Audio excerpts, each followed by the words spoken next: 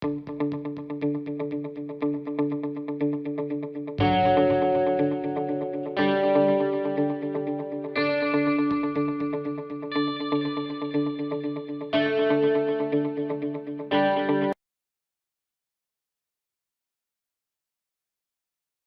have invited me here on an auspicious day for this opening ceremony.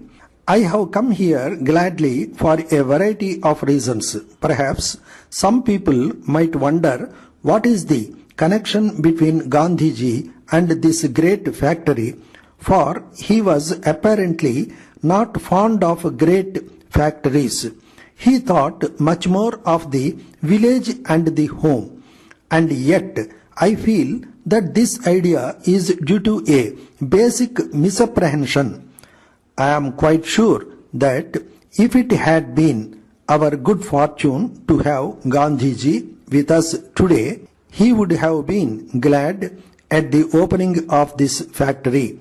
This factory, like all factories, does not come in the way of his basic desire to develop the village industries and generally raise the standard of our vast rural and urban population.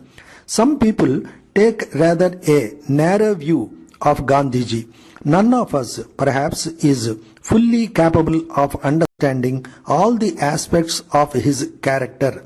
We cling to one or two aspects, not realizing that we do not see the whole of that remarkable personality.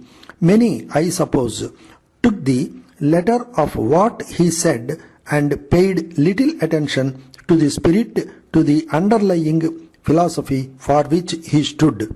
You will remember that often he let us have some glimpses into his mind which would show that that mind was deep and wide and looked not only at the millions of our people but at the whole of humanity.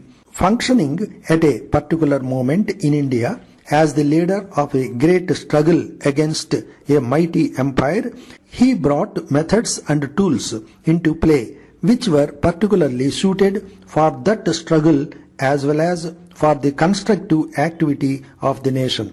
He laid stress on village industries, and even those who were critical of him and who were doubtful about village industries and the like, today stand for village industries and the development of rural areas. Others have arrived only gradually at the conclusion he arrived at voluntarily. There is no conflict between that conclusion and this factory or other big factories that we might build because we try to coordinate the two approaches. There can be no real well-being or advance in material standards in India without the big factory. I shall venture to say that we cannot even maintain our freedom and independence as a nation without the big factory and all that it represents. Nor, in my opinion, can there be well-being and large-scale employment in India, at least for a very considerable period to come, without widespread groups of village industries. We cannot keep pace with the modern world unless we adopt the latest techniques, whether it is for the big factory or the small or for village industry. We cannot keep pace with the modern world unless we utilize the sources of power that are available to the modern world. Today, we stand on the threshold of the atomic energy. Enormous new resources of power have been placed at the disposal of man. Whether he uses them for good or ill, only the future will show. What we do know is that the power is there and we cannot ignore it. We shall have to use this new source of atomic energy when the time comes.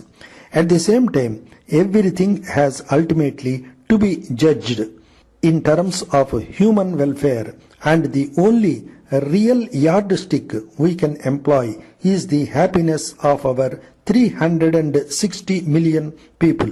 Therefore, I see nothing wrong in my coming here on Gandhiji's birthday and performing the opening ceremony of this great factory. Dear friend, some time back you asked me to let you know the procedure adopted in selecting candidates. In reply, I am to say that a company, first of all, will arrive at a clear understanding of the nature of the post to be filled. Then the personnel department are ready to start on the next stage of their task, the discovery of a suitable person.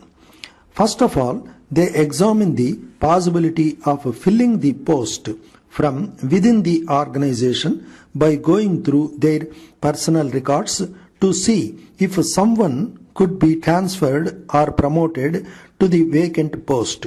If so, all the various factors such a transfer would involve are considered. If not, the next step is to seek outsider, and how this is done will usually depend on the nature of the vacancy.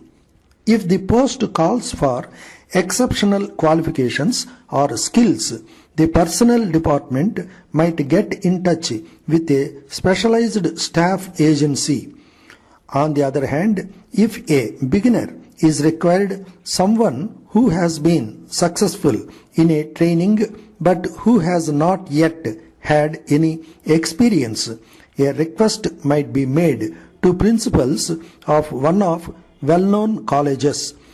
In other cases, the vacancy will be advertised in the local press. Application forms are then sent to those who are considered fit. Apart from asking for such information as name and address, date of birth and details of education, which requires a complete record of the applicant's experience, applicants are told to return the form by a certain date. Yours sincerely.